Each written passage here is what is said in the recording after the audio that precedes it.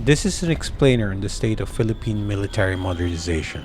The focus will be the pending acquisition of multi-role fighters as a component to the requirements of the Philippine Military Modernization Law. I will be talking about that law and how it will transform the country's military from fighting insurgents to projecting force externally. We will highlight a U.S. offer of F 16s against the backdrop of an expanded EDCA, or granting unfettered but rotational access to the military for 9 military bases and installations throughout the country. I will be benchmarking the U.S. Congress approved offer by comparing it to recent offers and transactions to neighboring countries and other allies for both F 16s and other multi role fighters. I will start with armaments and special capabilities and move to discussing the F 16s themselves. I will also be touching on other acquisitions and whether or not they are indeed modern equipment relative to peers and the military global supply landscape. Finally and importantly, I will mention an alternative, something that's battle proven in today's modern global conflict landscape that the Philippines would be wise and prudent pursuing aggressively as well.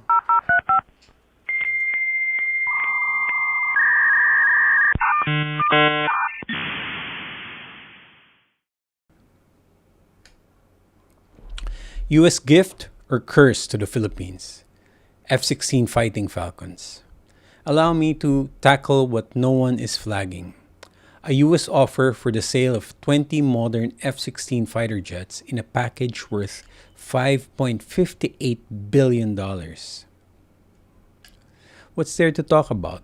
Only the fact that this might be one of the priciest deals for a 1970s era platform, potentially beating or exceeding per unit cost for even the most advanced stealth fighter, the F 35. This is historical because few military aircraft sales and offers have hit this level of expense per plane. Yes, something like this only happens in the Philippines, a land of billionaire politicians that could shame any savvy stock trading senator or kosh bro bestie in the US. I think it is very important that more Filipinos understand these transactions as they come to light. This video will therefore take a bit more time to really get into the meat and bones of the subject. The Philippines has embarked on military modernization and has, in fact, passed it into law twice. The AFP Modernization Act of 1995 and the Revised Modernization Act in 2012, signed by then-President Benigno Aquino. The law is a three-stage process known as the Three Horizons of Modernization. Horizon 1, a 2013 to 2017 timeline, is for basic capability upgrades, jet trainers, frigates. Kala mo M16 lang o bagong fatigues na pixel camo.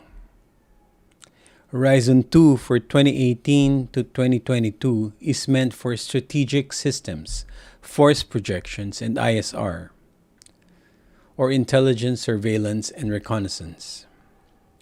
Horizon 3 from 2023 to 2028 is for full spectrum deterrence, advanced platforms, multi-role fighters, and missile systems. I hope there's money left after Congress spent a good chunk on flood not controlled projects. During the Duterte administration, the country received 2 frigates and warships from Korea's Hyundai Heavy Industries.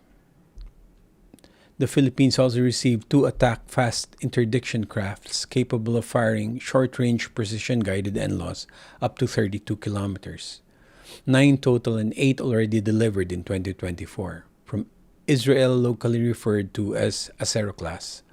The frigates were controversial because the Navy actually preferred frigates from Thales, Netherlands, with more capabilities.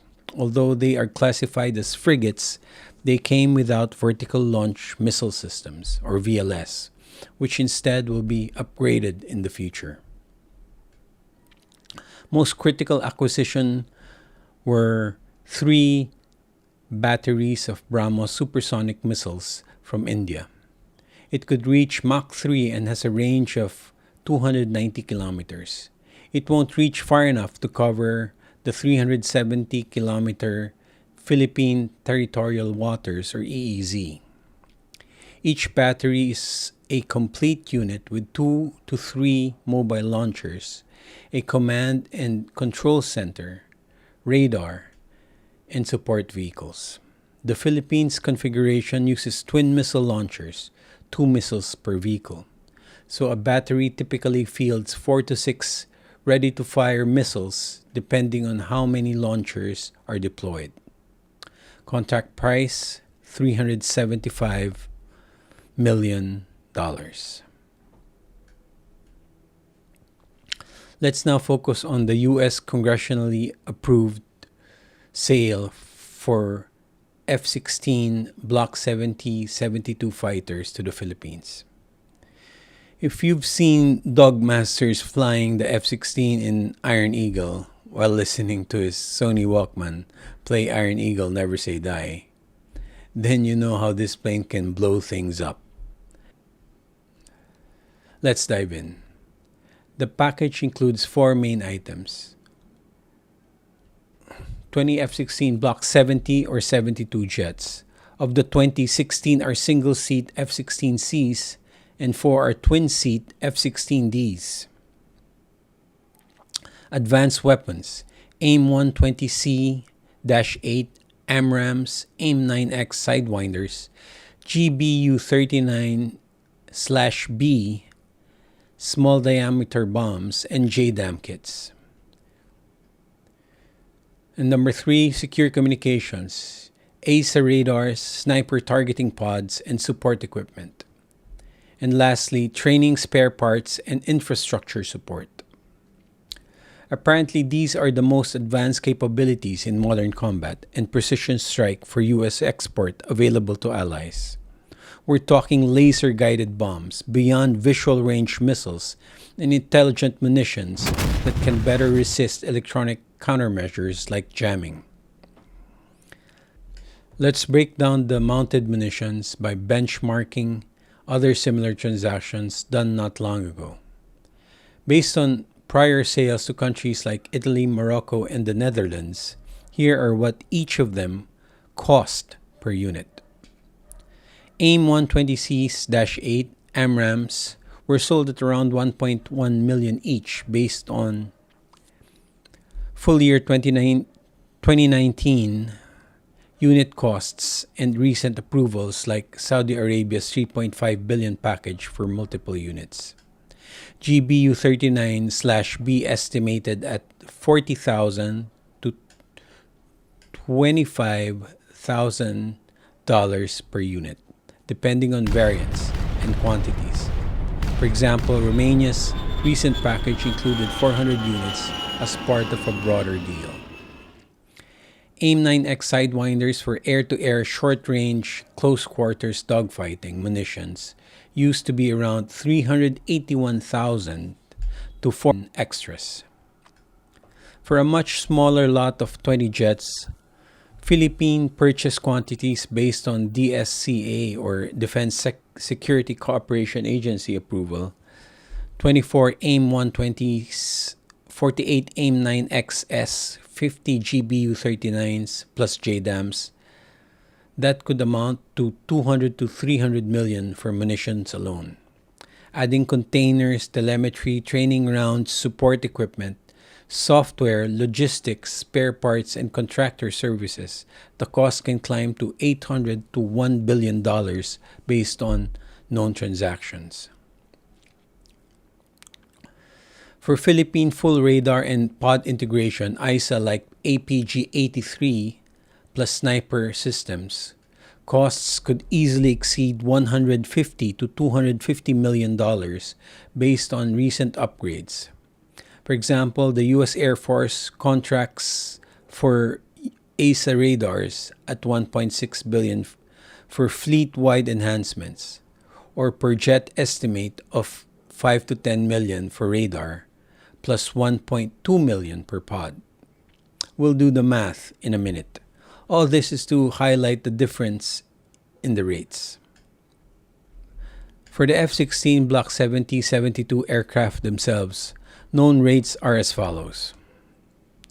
Vietnam finalized negotiations in April 2025 for at least 24 F-16 jets, with industry estimates putting the total package at 4 to 6 billion, around 167 to 250 million each, including support, a competitive offer amid U.S. efforts to shift Hanoi from Russian gear.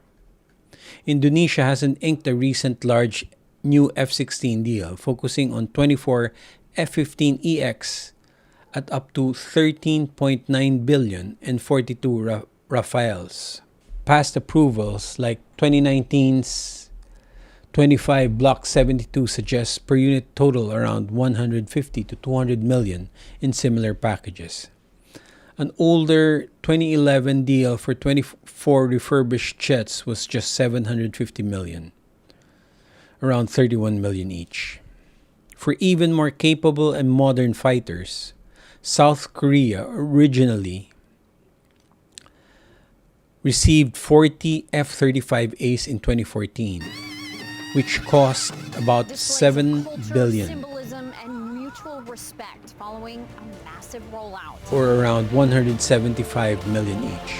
The Republic of Korea Air Force will with a 2023 add-on of 20 more for 2.9 billion.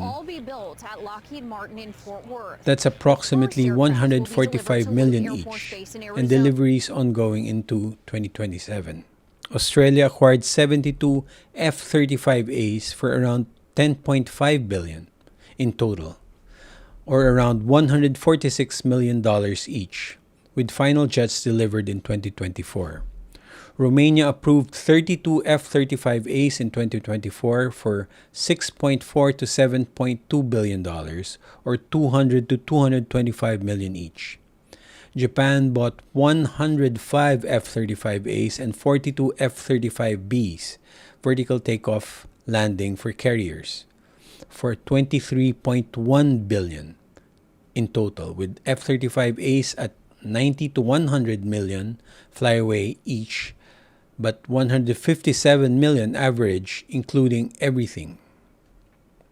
Saudis got 84 of a newer and more advanced platform, the F-15SA, for 29.4 billion. 350 million each, including radars, weapons integration, and upgrades for existing jets, with base units around 100 to 110 million.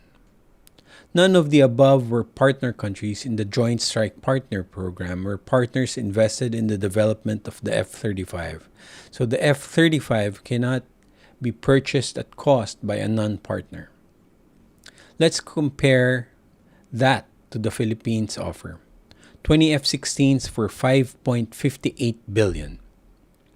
If we deduct the estimated cost of radars, pods, munitions, and accompanying training, logistics, and parts amounting to 1 to 1.25 billion at the upper end of the estimates, that's leaving about 4.33 to 4.58 billion dollars for the planes. Each F-16 Block 70/72 aircraft would cost $216 to $229 million. Compared to Vietnam's estimated package, that's roughly 130% more. Compared to Indonesia's past refurbished deals, it's massively higher. In fact, it exceeds the average per cost of many recent most advanced stealth F-35 aircraft packages that change hands between the U.S. and its allies. Lockheed Martin, the manufacturer of the jets, will add a sweetener: a university technology technical training program from SMU. This includes SMU's tech training, IP incubation, and academic partnerships. This is unique to the Philippines deal and is billed as capacity building.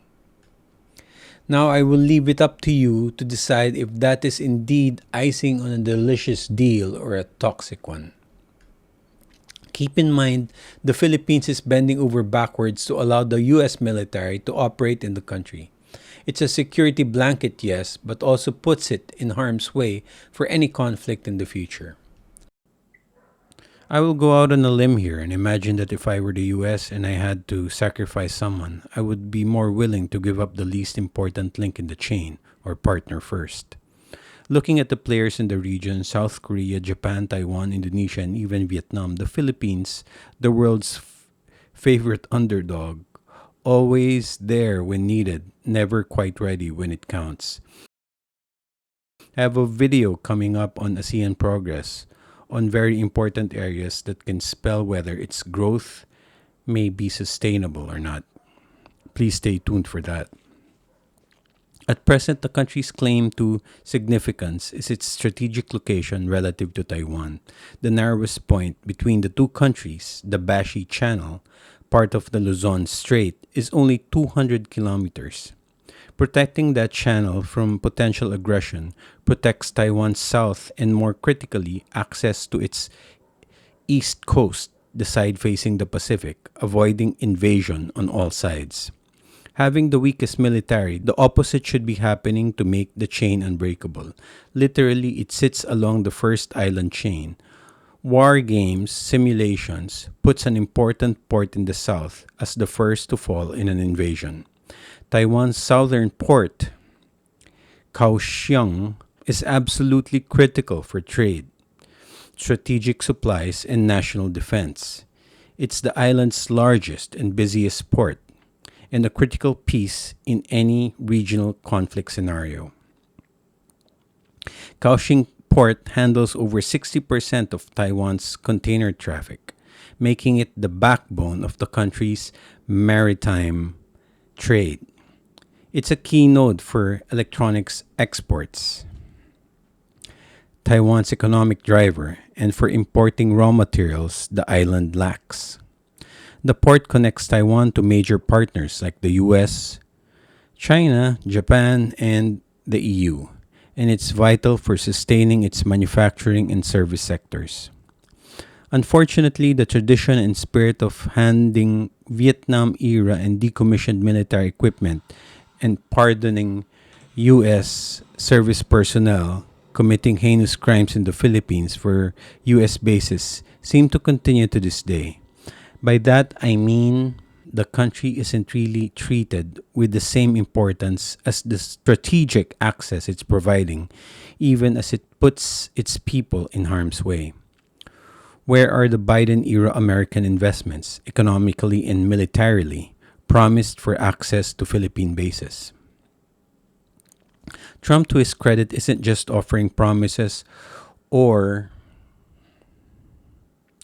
repeating the verbal assurance of the Biden government. We have an ironclad partnership, which means what in practice, by the way, if conflict ever happens. This time, the US is stationing hardware that can deter an assertive and adventurous neighbor. Yes, they're complaining a lot. The Typhoon and Nemesis missile batteries are the most cutting edge systems in the US arsenal and more advanced than the focus of Moscow's ire, HIMARS, since they were personally introduced in June 2022. Whether Philippine military personnel are trained to use them or just free to look and appreciate from afar, it's something of an improvement. There's also news that Philippine troops have been trained on the operations of HIMARS. Here's the rub. Both Lockheed and maybe the Philippines can justify the contract price for other inclusions of quote-unquote support items.